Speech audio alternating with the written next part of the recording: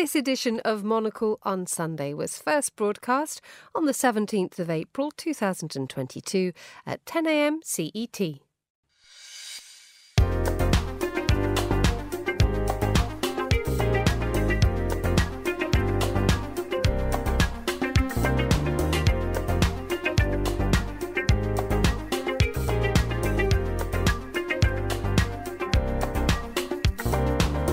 And a very good morning to you. We're live in London and you're listening to Monocle on Sunday with me, Emma Nelson. Coming up on today's programme, my panellists joining me around the desk here at Midori House are the French-Algerian journalist and broadcaster Nabila Ramdani and the Russia expert Stephen Dalziel. Good morning to you both. Stephen, what have you spotted?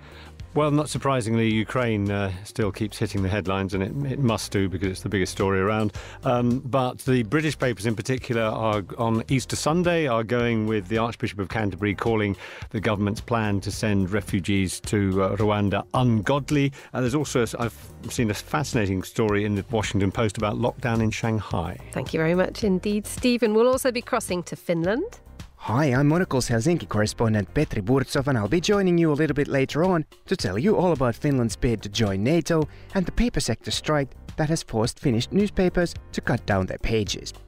I will also tell you all about the weird and wonderful Finnish Easter traditions. Looking forward to that. And short of something to do this week, well, Matt Wolf from the New York Times will be here to give us his top theatre tips for the next 7 days. Plus a check-in with our editorial director, Tyler Brûlé, who's on his Easter travels. It's the 17th of April 2022, live from London. This is Monocle on Sunday.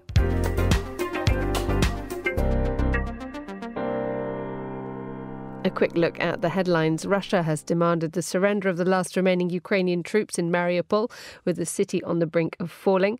France's President Emmanuel Macron has promised to make France the first great nation to stop using oil, coal and gas as energy sources. He said it in a pitch to young and green voters in Marseille. And a village in southern Spain has changed its name to Ukraine in solidarity with those caught up with the conflict. On a sign at a roundabout at the village's entrance, Ukraine has now replaced Fuentes de Andalusia, and the country's blue and yellow flag has been painted alongside it. That's what the papers are talking about. A very good morning to you both. How are we this morning? A happy Easter to you. Happy Easter to those who are celebrating, because, of course, the Orthodox Church celebrates Easter next week due to centuries-old traditions about when the new moon comes and the first Sunday after the new moon and so on. It's all rather complicated. But to those who are celebrating, happy Easter. And people who are on their Easter travels include our editorial director, Tyler Brûlé. A very good morning to you, Tyler. Good morning, Emma. Where are you? You find me in the middle of the Atlantic today, not full physically, but I'm on the Isle of Madeira this morning. And how is Madeira looking? Madeira's looking beautiful. A little hazy sky this morning. Sun is coming up over the eastern part of the island with a very large, I believe, German cruise ship in the harbour I can see off in the distance. And everything is looking fine and rather subtropical. Now, you've been on your travels this week, haven't you? You've been heading sort of Madeira woods over the last few days. Where have you been? The travels this week started with a round of meetings and business in Lisbon, a new project a little bit inland in Portugal, in Alentejo, then back up to Lisbon, and then on to Madeira. And just interesting to sort of see the state of Portugal this time of year, of course. And what's one thing that's quite curious, and Andrew touched on this in his column yesterday, is how we're in the sort of multi-track world of masks at the moment. Because when I arrived, and it's interesting speaking to a lot of the hotel managers and owners, when you have so many people traveling, from all over the world, including a lot of Americans, of course, coming across the Atlantic, and people from northern reaches and Switzerland, where mask rules are gone. This causes a problem, of course, for hotels and other businesses and airlines and authorities who have to enforce rules which look very much like they did a year ago. So I don't think it's caused sort of much conflict. But there's a lot of, you can see a lot of huffing and puffing, not because people are wearing masks, but because they have to wear masks. I found exactly the same thing in Athens this week. I'm coming obviously from London, where everybody is pretending that the coronavirus pandemic has gone, and you found yourself being told to sit down in your seat and put your mask on the plane on Aegean, which I thought was actually taking proper control of the rules and regulations is something that the Greek seems unafraid of doing. But I was going to ask you, I mean, having been in a country in Greece this last week, which we all saw it being absolutely hammered for a decade. It only paid its debt off last week to the European Union. And Portugal as well, a country that has been hammered hard. Both nations which are springing up with such energy. If you wander around Athens, if you go to a Greek island for lunch, the beach is closed until they see you coming and they say, OK, we're going to open for the season because you've just turned up. There's that real sense of get-go. Did you feel the same thing in Portugal? Absolutely. I think you've been feeling this energy at sort of the extreme eastern, western edges of Europe for a while.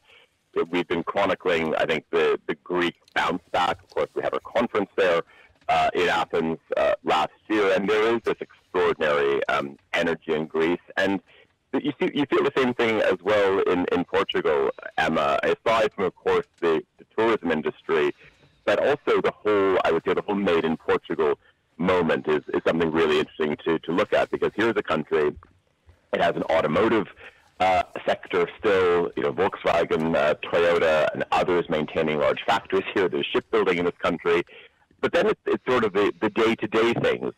When you flip over a coffee cup, or when you look at a label on linen, more often than not, we're used to seeing that these are products which are made in the extreme Far East.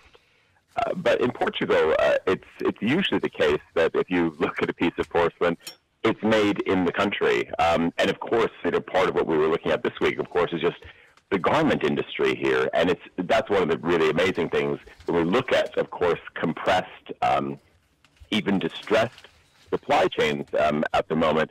There's a great return of manufacturing to Europe as well. And that's one of the remarkable things to see, how many companies, whether it's fast fashion, and hopefully a better face of fast fashion, all the way through to luxury goods companies, the amount of people who are making things in the centre to the northern part of the country. And I wonder how that's going to actually, when it comes to fashion as well, I wonder how that's going to determine our style in the years to come, where the focus is coming from resilient nations which decide to go their own way and win.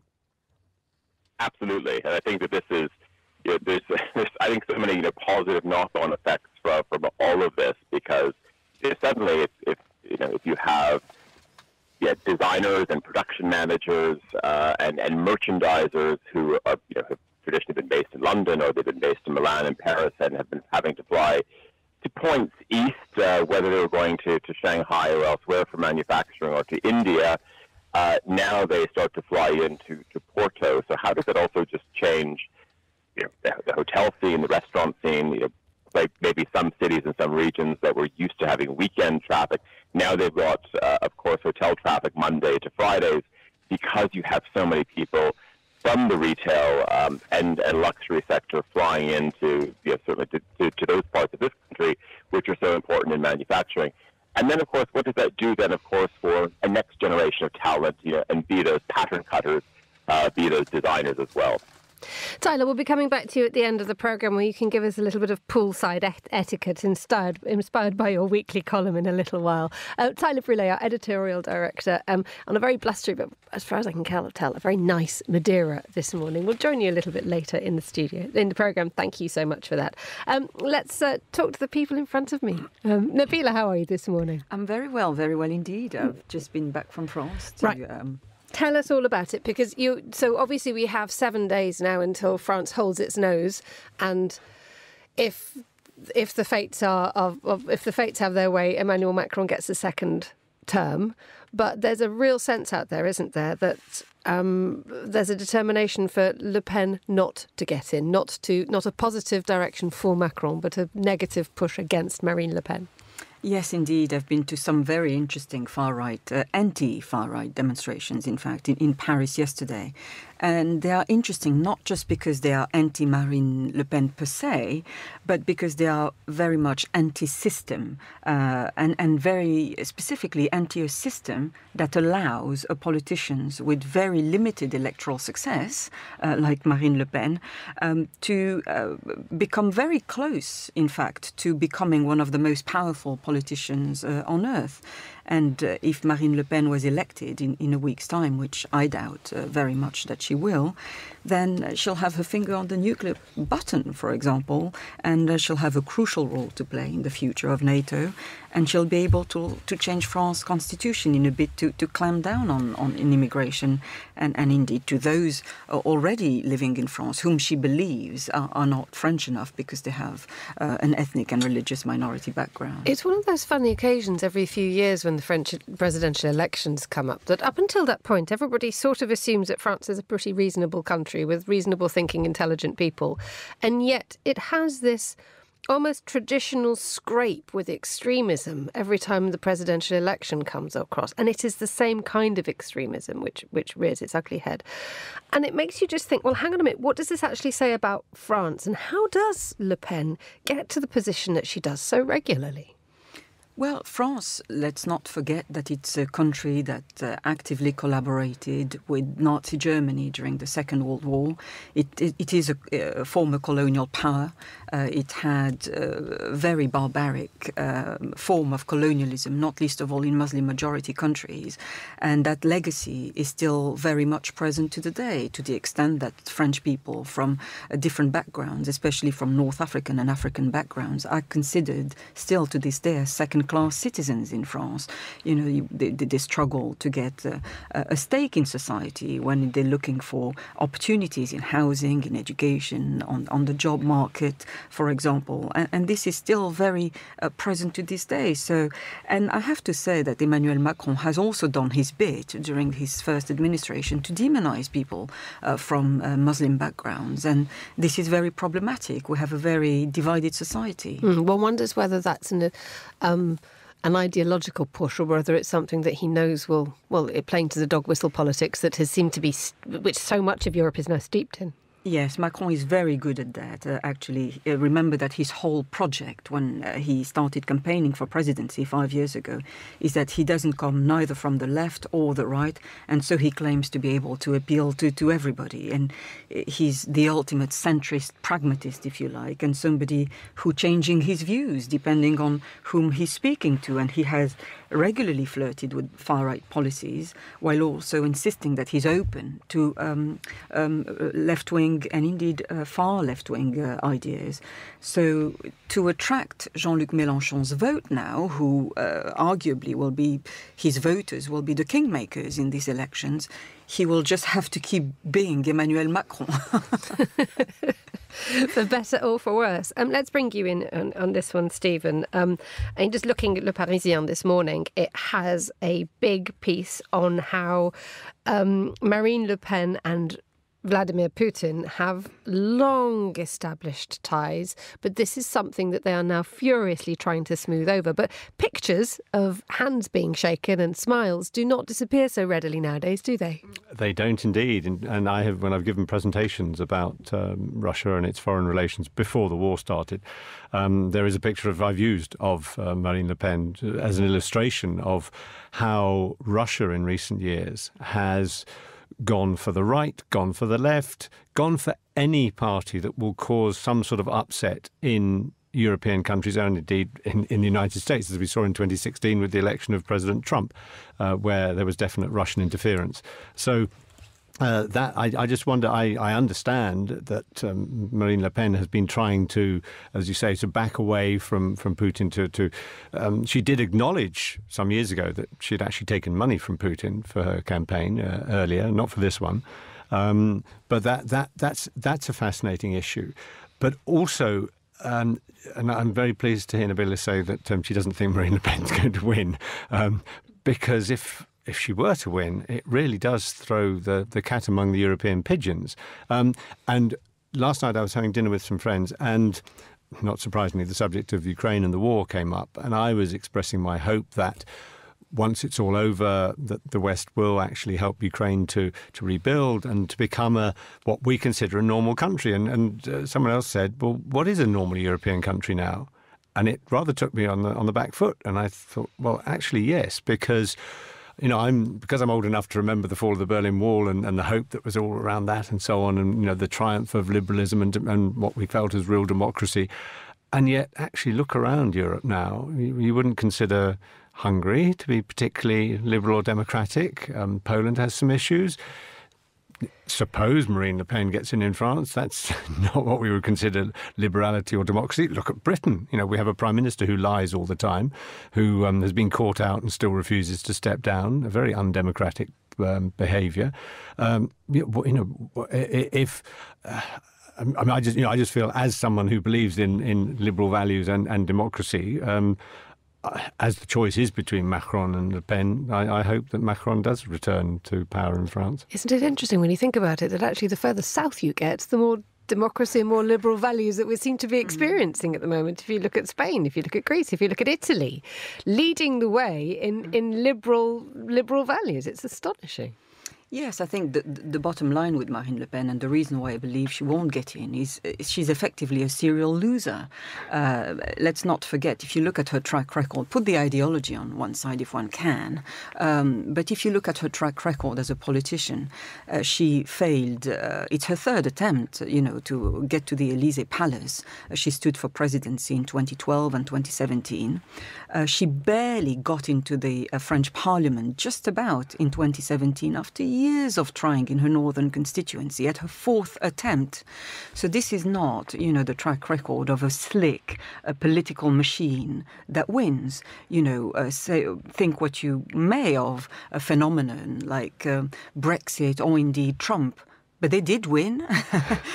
They did get to the end result. Marine Le Pen has been on the circuit forever. But if I may play the devil's advocate, I was fascinated to see, and in fact, Emma and I were in this studio on Saturday of last week, so the day before the elections, and I was able to quote then a poll from Le Monde from 2 days previously, which said that Macron would get something like 26% of the vote and Marine Le Pen 22.5 or something.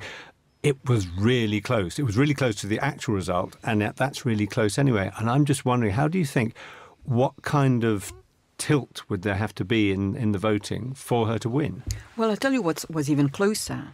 And it was Mélenchon who, on the night of the first round of the election, as the votes were still being counted, he kept catching up with Marine Le Pen, to the extent there was only 1 point difference between the two. And he could have, at a push, gone through and faced Emmanuel Macron in the second round. And what's more astonishing is if in France, if the left was united, it would be a shoo-in for them to get to the Élysée. But they're so scattered, with the collapse of the Socialist Party scoring less than 5% at the election, meaning that they even lost their deposit and they won't get the expenses back from the government. That was quite astonishing. To go back to Marine Le Pen, I mean, her party, the National Rally, has only got 6 MPs in the French National Assembly out of 577 MPs. So that's not, a major political force. But you were saying that, she tried to distance herself from Putin and, hide the fact that she in the past borrowed millions from Russian banks to support her career. But early in the week, she's even said that the West needed, in fact, a rapprochement with Putin as soon as the war is over, which some people find quite horrifying. I mean, a lot of people are saying that she remains a close ally to Putin, and that's exactly the kind of statement that makes you think she remains an ally. There was no mention at all of a wholesale defeat of Putin, for example, which is clearly what the vast majority of in the West of people in the West want to see. Nabila, one thing I want to ask you is about an article in Le Monde today, which is focusing on one of the big issues of France's, sort of the battle for France's sole laïcité, the idea that secularism is what is at the heart of a nation. And it's talking about the fact that Marine Le Pen wants to prohibit Muslim women from wearing the veil outside the homes. She wants to stop the ritual slaughter without prior stunning of cattle. So the halal and kosher is no longer possible. How much is this a battle for the soul of France? Because Macron has dallied a little bit with sort of being on very much on the right wing side of the approach to all this. I mean, how much does that play on French minds?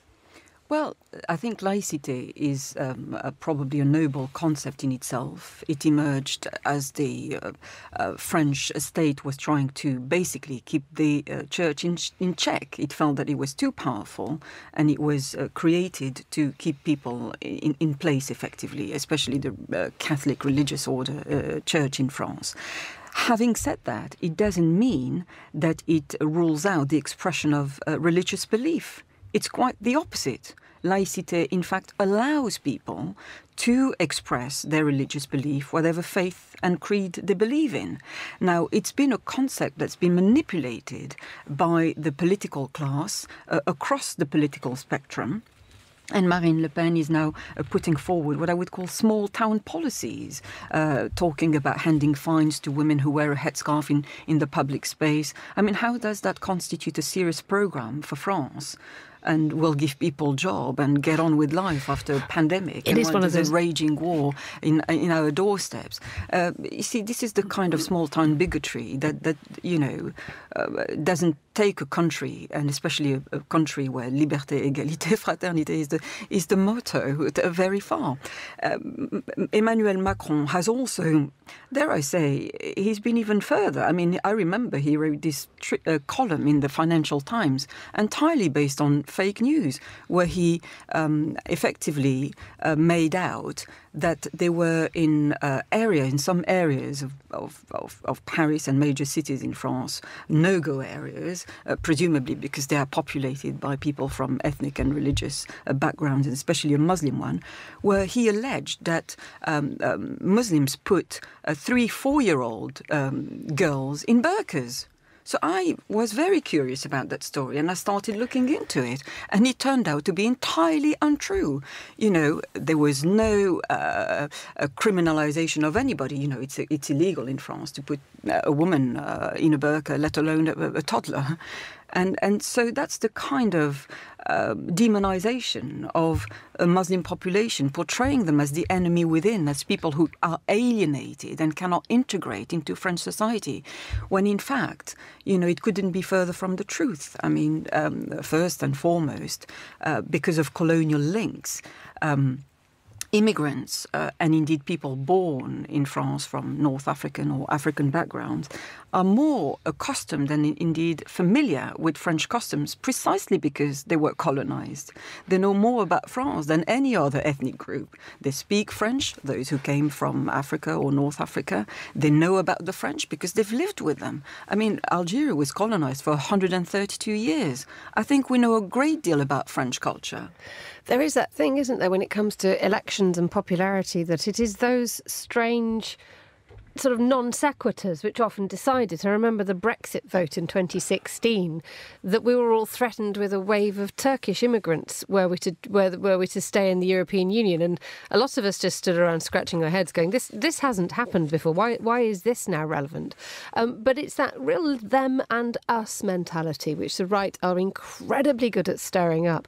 And this week, I think when I opened up my news and my jaw hit the floor when I realised that migrants and refugees were going to be sent to Rwanda, and I suddenly thought, I've entered into a parallel universe. Stephen, you've picked up an article on this one here, haven't you? Because it is just jaw-dropping. Yeah, I've got, just two examples here, that this morning's Sunday Telegraph and the Sunday Times, and both of them have put this on the front page. As I mentioned right at the start, it is Easter Sunday, and so you might expect the Archbishop of Canterbury, the head of the Church of England, to be given a chance to have a voice. Well, he's chosen his Easter message to say that this plan to send refugees to Rwanda is, quote unquote, ungodly. Emma, you talk about your jaw hitting the floor. I'd heard a hint of it coming, but even then, when I heard that that is the plan, and they're claiming that within 6 weeks people will be sent to Rwanda. I think. Well, I was going to say most right-minded people, but maybe that's being rather elitist. But I'd have thought anyone who actually stops and thinks about this will see that this is just it's absurd. Are they expected then to stay there forever? Why do we think they won't try again? You know, people become refugees for desperate reasons. They don't do it because they wake up one morning and think, well, I want to live somewhere else. Oh, I know, I'll go and live in Britain. That they come to this conclusion after much anxiety, often torture, horrendous acts of violence and so on, and then to think they finally get here and then pack them on a plane and send them off 4,000 miles to Rwanda when they may have come from the African continent or Asia. But if it weren't so serious, it would be the story of a satirical film. Yes, and dare I say, it's the ultimate racist trope in the book. Go back, send them back to Africa. Absolutely, yeah. And the Archbishop is quite. I think he has to be commended for taking political stances. One often wonders if a man of God and a man of the Church should actually be involved in politics at all. I think it's a very good way of. Conveying messages and very noble ones. I don't think he has, a negative agenda that would be compatible with the job.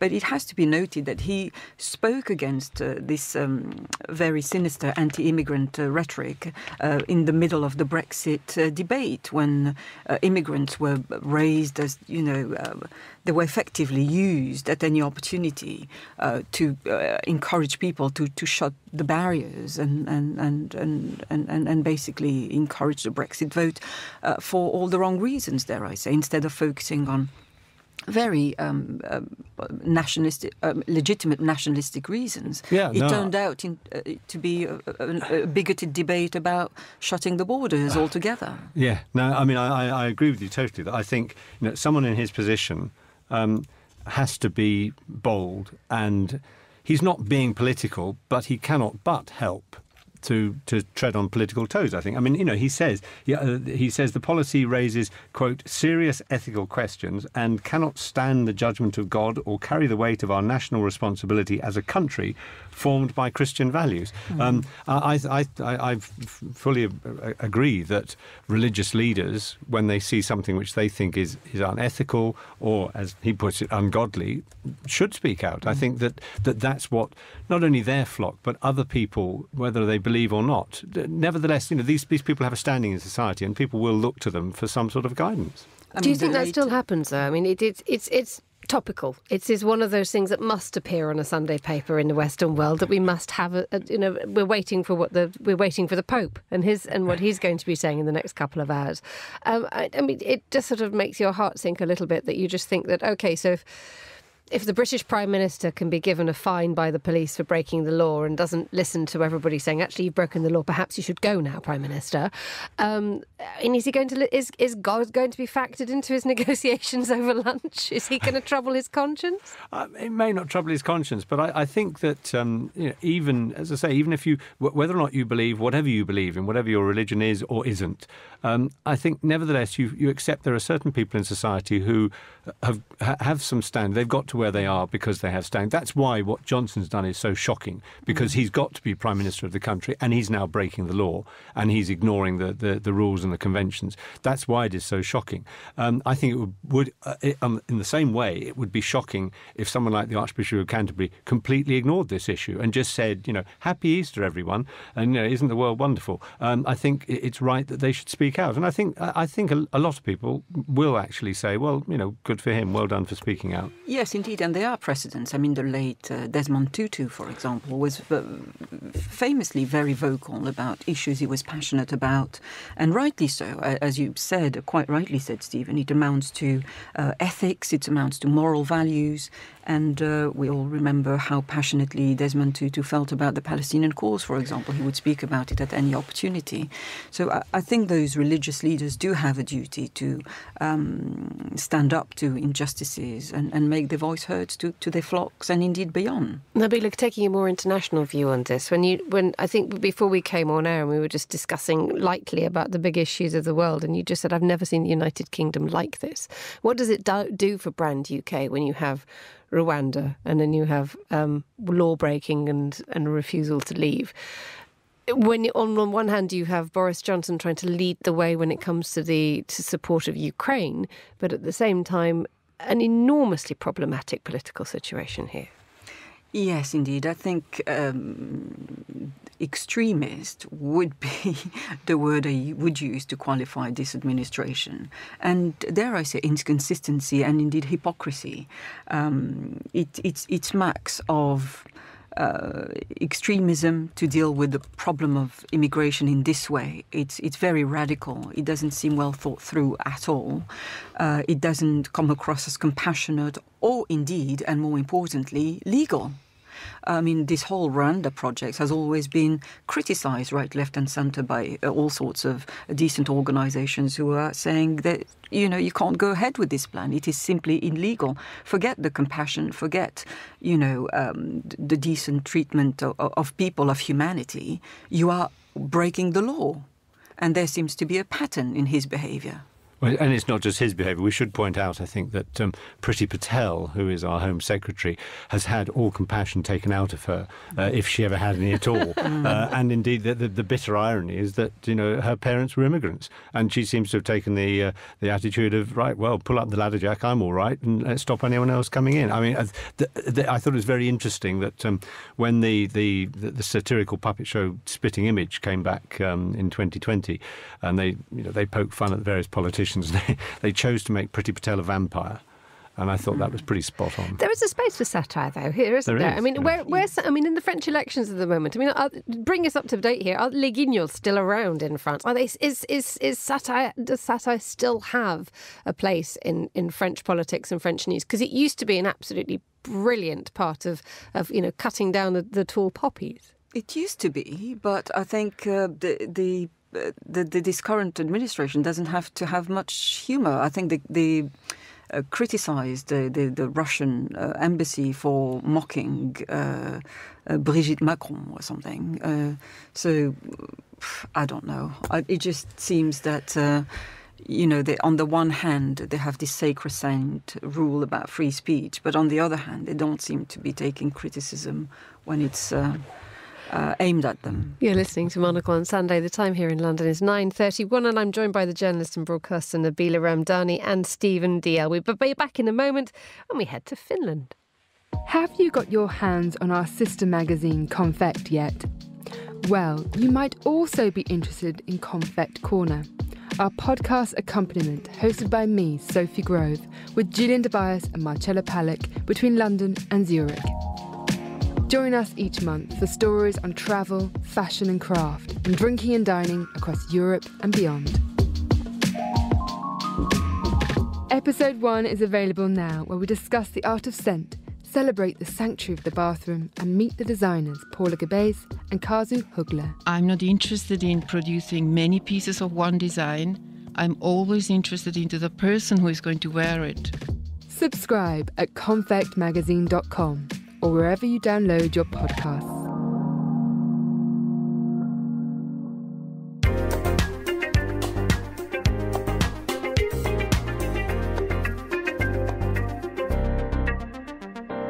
And a very warm welcome back. You're with Monocle on Sunday with me, Emma Nelson. In a little while, we'll be joined by Matt Wolfe, who'll be telling us what theatre to go and watch in the next few days. And our editorial director, Tyler Brûlé, will be joining us from Madeira as well to give us a look to tell us what he's up to. But let's head now to Helsinki. Joining me on the line is Petri Burtsoff, Monocle's correspondent in the Finnish capital. Good morning.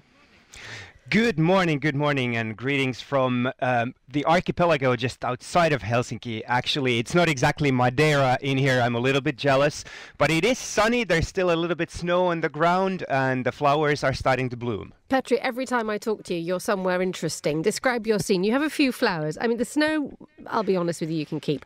But the rest, just tell us about spring springing in front of you. Yeah, I mean, that's one thing that I really love about sort of the Nordic countries is that we have 4 distinct seasons, and you really see it coming to the islands. Spring is a time of awakening. The snow melts away. The birds that move to the warmer climates for the winter, they start returning. We just listened to a lot of bird song yesterday, tried to recognize the different birds, and I'm just looking out at the open sea right now, seeing a few seagulls flying against this blue sky. So, I'm not complaining. It's a pretty good place to spend the Easter. Petri, you should restyle yourself as a romantic poet. It's absolutely glorious. Right, let's have some enormous gear change now, where from that bucolic bliss that you've just described to us to the meteor issues of what's happening in the Finnish news, very much in the headlines this week, where Finland and its accelerated path towards NATO. How's that being covered where you are? Yeah, so this is really the number one topic on everyone's lips, and it's being covered both by the Finnish media, but also I've seen a lot of foreign correspondents come to Helsinki in sort of the recent days and weeks. So basically the story is that this week the Finnish government released its official review of Finland's possible NATO membership and Finland's security environment. And while it took a positive view to NATO, it left it up to the parliament to decide whether or not Finland should join. That said, almost all the key ministers have said publicly that Finland is poised to apply for membership in just a matter of weeks, really. We've seen just a very dramatic turnaround in the public opinion ever since Russia's war in Ukraine.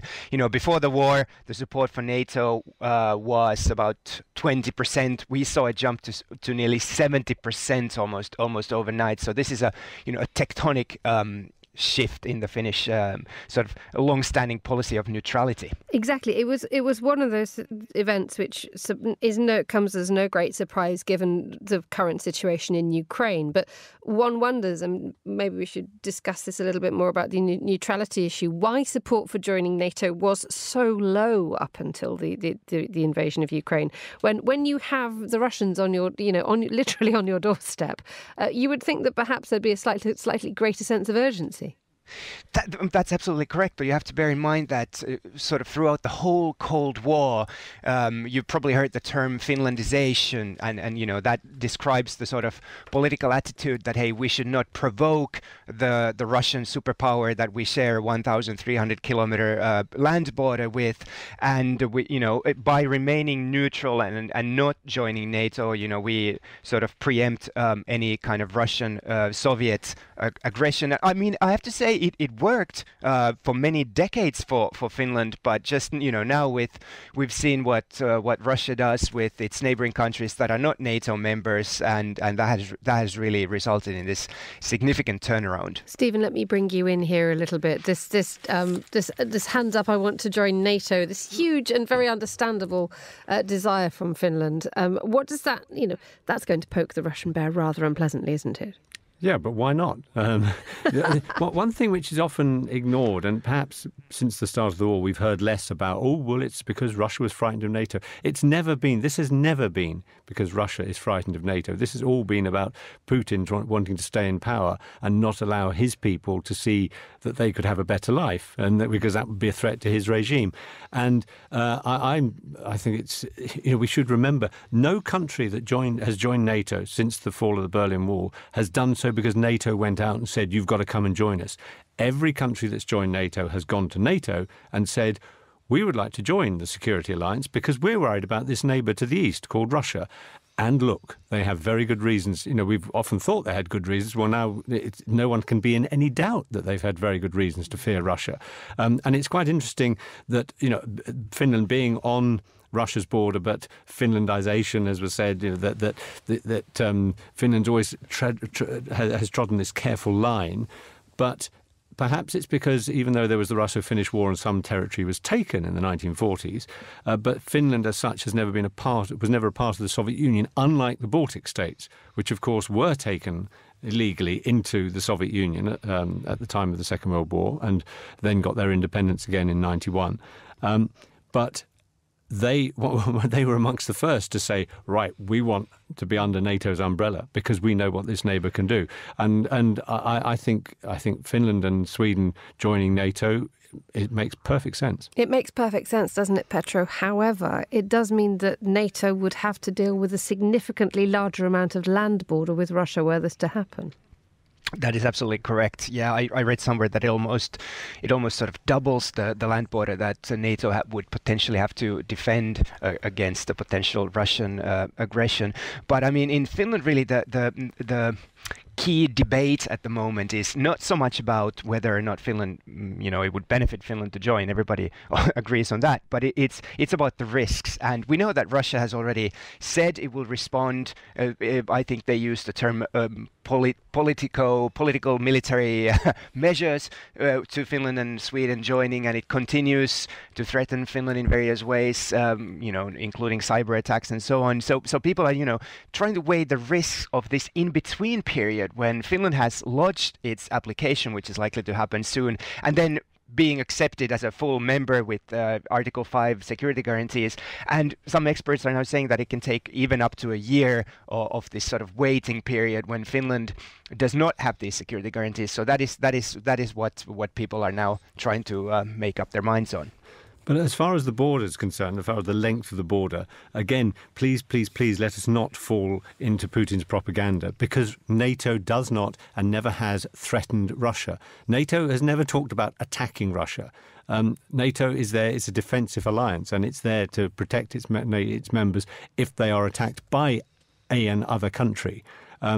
And that, obviously that's the argument with Ukraine. That's why Ukraine wanted to be a member of NATO. And also, the length of the border actually becomes rather irrelevant because it's still going to be less than the length of the border that Russia has with China. And there were actual clashes on that border in the 1960s between Russian forces and Chinese forces. Of course, Putin plays up this card. My great friend Xi Jinping in China, and they play a game. Russia needs China far more than China needs Russia. It's interesting to note we've been watching since the war started about how China's reacting. China's actually played it pretty cool. They didn't support the war. They abstained in the United Nations. They are the ultimate pragmatic nation. They want to have good relations with Ukraine. After the war, they want good relations with Ukraine and the rest of the world. They sell products to the whole world. So Russia is only fooling itself if it thinks that China is its big friend. Petri, let's move on to paper strikes. That something that we only found out about from Monocle's people who are in charge of making sure that our magazines actually end up on the paper that they're designed to be. Yeah, so there's a very long-running strike taking place in the paper sector in Finland. It began on the 1st of January and it's still ongoing with no end in sight. And it's absolutely crippling the paper market, which was already suffering from the hike in energy prices, and the price of paper had gone up. And now there is just an extreme shortage of paper as a result of this strike by the Finnish paper union and the UPM company, that is one of the largest, it's a Finnish company, one of the largest print paper manufacturers in the world. It's having an interesting effect, as you said. Magazines and newspapers sort of running out of printing paper. We've seen the main daily in Finland, Helsinki Sanomat, for example, having to cut pages from their weekend editions, as well as their weekend supplement, and other newspapers as well. And I think in Finland this has had even a stronger effect, because before the Russian sanctions, about 1/5 of Finnish newspaper paper came from Russia, and of course because of the sanctions that has had to be replaced by Finnish paper that is not available now. So what happens? Do people write less, or are we going to be all forced online if we're a newspaper editor in Finland? Oh God, I really hope no. Let's just hope that they find an agreement. And I just have to give you a very brief background on this strike, because this is for the international listeners. This is quite an interesting case. So unions, of course, in Finland, they wield just immense power compared to many other Western countries. And it was not long ago that you would have these national level agreements that basically guaranteed equal wage hikes to entire sectors of the economy that the unions negotiated. And gradually we've moved from those national level agreements to company specific agreements. Unions have, of course, resisted all of this as it diminishes their collective bargaining power. And now what this strike is about is that UPM, the main paper company, wants to move even more to sort of business unit specific agreements, and the paper workers are saying that now we have even less power than before. So that's the background. I just thought it's interesting that we used to have these national level agreements. So finally, let's move on to Easter traditions. The Easter tradition in our household is that we hide all the chocolate eggs in the back of the car, because the only way that'll stop my 10-year-old son from finding them and eating them. That's about as much fun as we have in the Nelson household. What's happening in Finland? Okay, so I have to say, having lived in the UK and in the US, I think the Finnish Easter traditions are somewhat weirder in many respects. So we have, for example, this tradition of dressing our children up as witches and giving them willow twigs to wave at strangers. This is sort of like they go sort of like trick or treating, and they get Easter eggs in return. But I have a lot of childhood traumas about having been dressed up as a witch. And also, interestingly, I mean, the willow twigs in the spring season, a lot of Finns are very allergic to them. So I really don't know what explains this.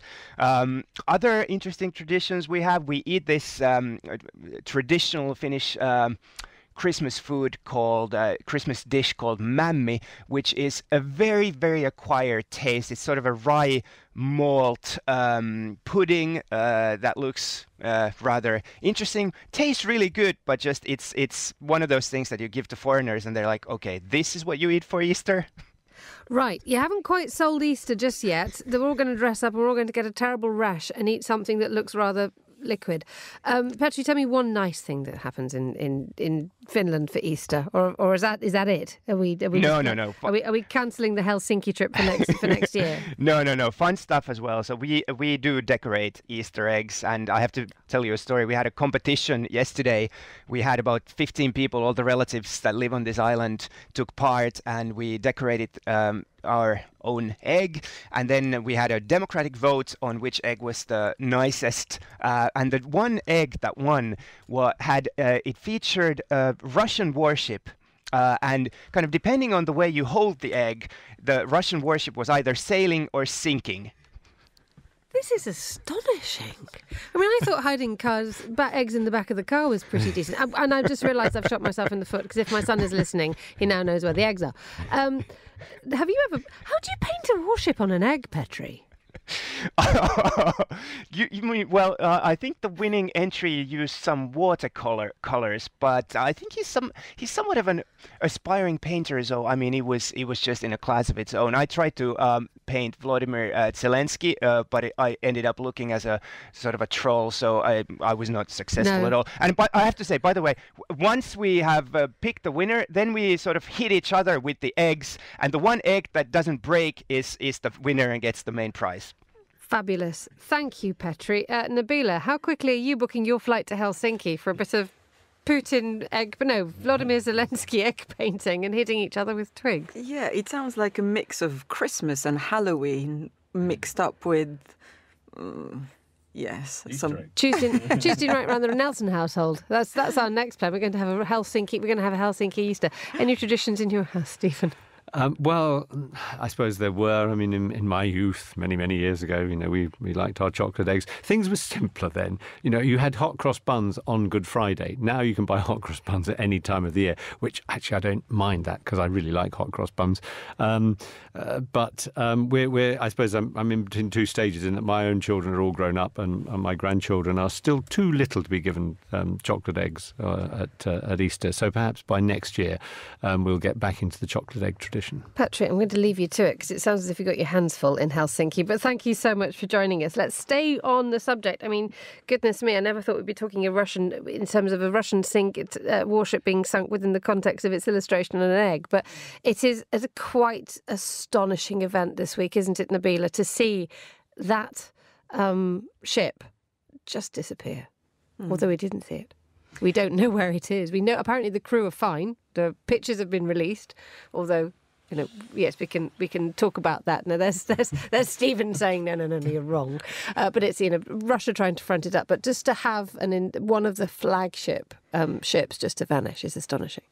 Yes, and I think it's the way the Russians have tried to cover up what has effectively happened by saying it was their own mistake.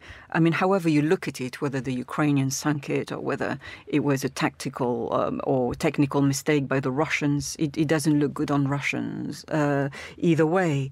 But I think we shouldn't, however, underestimate how Putin will be keen to throw everything at this conflict in order to win it.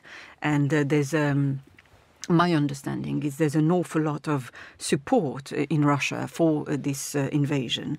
I think, Putin, it's extremely hard sometimes to understand what motivates a population to support such an aggressive war. But I think intense popular nationalism is very clearly strong in Russia. And Putin plays on the tradition of the great patriotic wars, which the Russian people have a huge amount of sympathy for. And that is to say wars against German and French invaders. And Putin is clearly being very clever, invoking such conflicts. And we are told to view the West as the good guy in all this, but really that is not the case in Russia. It's interesting, isn't it? I mean, the fact that these pictures have emerged in the last 24 hours, which let us say cannot be verified of a survived crew, but the fact that we have no reactions publicly from Russia about what has happened to the 500 naval people naval servicemen and women on board that ship. Except that, yes, they put forward a group of sailors. Well, it could be any group. There's lots of sailors in Sevastopol, in Crimea, lots of Russian sailors, and there's someone who tweets regularly on Twitter who goes under the handle of Darth Putin, who from time to time he just puts out "never believe anything until the Kremlin denies it," and that is a fact. The Kremlin saying, "Oh, there's a fire on board." It's in a wartime situation. I think it's far more likely it was hit by Ukrainian missiles, and then the ship was so badly ablaze that apparently rescue vessels couldn't get very close to it. The idea that they rescued most of the 510 crew, I think, sounds absurd. And then just parading sailors and say, look, there they are. They're the sailors from the ship. I'm very, very sceptical of such claims. Stephen Dalziel, Nabila Ramdani, joined by Matt Wolfe from the International New York Times theatre critic, a man who's going to tell us what we should all be doing this Easter. Good morning. Good morning to you. Good to have you with us. Lovely to be here, Emma. Let's dive straight in. Let's go to see. You've got a few evenings free this week. Where are you pointing us? Well, I've been seeing lots of things about real people, and that's been very interesting, looking towards the future and also looking towards the past. The one looking towards the future has had a lot of press. People will probably have heard about it. It's a play at the Old Vic called The 47th, which posits the 2024 presidential election in the U.S. Donald Trump, as we know, has not gone away. Far from not having gone away, he is positioning his daughter as kind of the new main person. And spoiler ahead, the play posits a presidential showdown between Kamala Harris and Ivanka Trump, with Bertie Carvel in terrific form as Trump in a play that doesn't match his performance, I have to say. Sort of getting progressively ill as the women see center stage. One of the interesting things about this exercise in crystal ball gazing is that Mike Bartlett, the male playwright, entirely gives part of place to the women. Jimmy Carter dies very early on in the play. Biden is as good as dead. We see him sleepwalking into oblivion in a very strange scene which doesn't make a lot of sense. So he disappears. And Trump has a deathbed scene, another spoiler. So eventually you're just left with these two women to battle it out. Can I ask a question? Who in this day and age would want to go, well, actually, who is a theatre writer, a playwright, who would actually want to write something about something that could happen in real life, given the fact that real life is so crazy nowadays? Yeah, that's... You can't make it up. I mean, you said, OK, things about real events, a little bit, and me thinks, well, I'm trying to deal with real events enough now that I really don't want to go and spend an evening trying to cope with something even wilder. Yeah, well, it's very strange in the context of the play, because the play has all sorts of scattershot Shakespearean allusions. So, for instance, the beginning, Trump Lear-like is doling out his kingdom amongst his three eldest children, Ivanka, Eric, and Donald Trump Jr., and then the Biden scene is supposed to put us in mind of Lady Macbeth, but that parallel doesn't work at all. Whatever you think about Biden, he's not Lady Macbeth, so I'm not quite sure where that comes from. But to answer your question, which is the question, the same playwright had a big hit some years ago with a play called King Charles III that projected us into the future of the monarchy after the death of the Queen. That did very, very well, and I think he's kind of fixated on this idea, the potency theatrically of the immediate future. But the problem is that you're outpaced by daily events, as you say. You can't keep track of it. Let's cross back to Madeira, where we can hear from our editorial director, Tyler Brulé. Good morning, Tyler. Good morning again, Emma. Good to have you back. Now, let's go back to your column that you've published this morning, which it has a few, sharp comments about national flag carrier airlines, but it has even sharper comments about poolside etiquette. Now, in the remaining minutes that we have on Monocle on Sunday, Tyler, give us a few observations that you've noticed in the last few days or months. Well, Emma, you're probably familiar with this one as well, because it certainly is a discussion that ricochets around our editorial floor, which is this curious relationship that hotel PRs, hospitality PRs have with the world of Instagram influencers these days. And this is, of course, someone has a number of followers, they call the hotel PR, they bully probably the hotel PR into saying, look, I'll come to your hotel, but of course, if you give me a great rate or you give me the room for free, you'll get great reviews, etc. If you don't, I'll probably just write something not particularly nice anyway. So you have this invasion of late. Of course, people showing up traveling with their own photographers, or maybe it is the husband who's standing in or the partner who's standing in as photographer. And then you have full-on fashion shows around the pool. Now, this is fine. It can be entertaining for 5 minutes. But I think there's also been issues of privacy. A lot of hotels not really sort of sticking up for the fact that maybe you don't want to be in someone's posts, for starters. Not to mention the fact that, of course, it's a sunny day. As the sun goes down, the shadows get longer, and of course, you're blocking important tanning time. That's something absolutely crucial. And actually, if someone put me in the back of their shot, they wouldn't put it on the internet at any time. So there's a slightly impish element in me here that thinks as soon as someone starts to do that, I might release my 10-year-old into the back of shot and see what you can. The possibilities of mischief, Tyler, are enormous, aren't they? That you could not necessarily ruin their day, but what would you send to quietly disrupt an influencer's morning? Well, I do have. There was a friend who doesn't live very far from you, Emma, and she had a rather annoying situation on an aircraft not too long ago, and this was again people sort of posing in the aisle, again not respecting, of course, the privacy of others on the aircraft, the crew doing nothing about it. So she flashed her boobs. Brilliant. In the background of the shot. Listen, if you want mischief, that sort of delivers. Absolutely. I think that everybody in this room, in the studio, is just saying, sorry, you would pose for a photograph on an aircraft. Nabila, you looked absolutely baffled by that. Yes, indeed. But I'm more baffled by the whole concept of being an influencer. Is it a new modern politically correct way to say a cheapskate? Very good. I once exactly.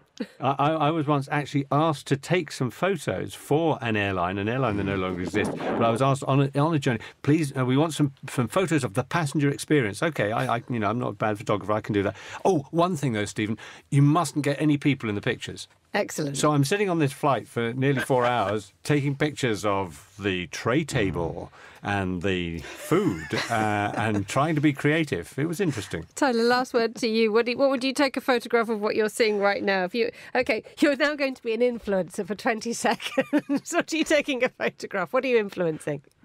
Well, I'm at the Club Naval de Funchal, which is an amazing bathing pavilion, all concrete, very modernist. I would take a nice picture of it and then I would delete it because I wouldn't want the hordes showing up. It seems a very sort of nice, quiet spot, only with locals. Keeping it nice and quiet. Tyler Brulé, thank you so much for joining us. Happy Easter, Emma. A very happy Easter and a good weekend to you too. A big thanks to all my guests today, to Nabila Ramdani, Stephen Dalziel, Matt Wolfe and Petri Burtsoff, and to our editorial director, Tyler Brulé. The programme was produced by Marcus Hippie and our studio manager was Nora Hull. I'm Emma Nelson. Monocle on Sunday returns next week. We think we may be abroad, we may be in Paris for that, but until then, enjoy the rest of your weekend. Goodbye.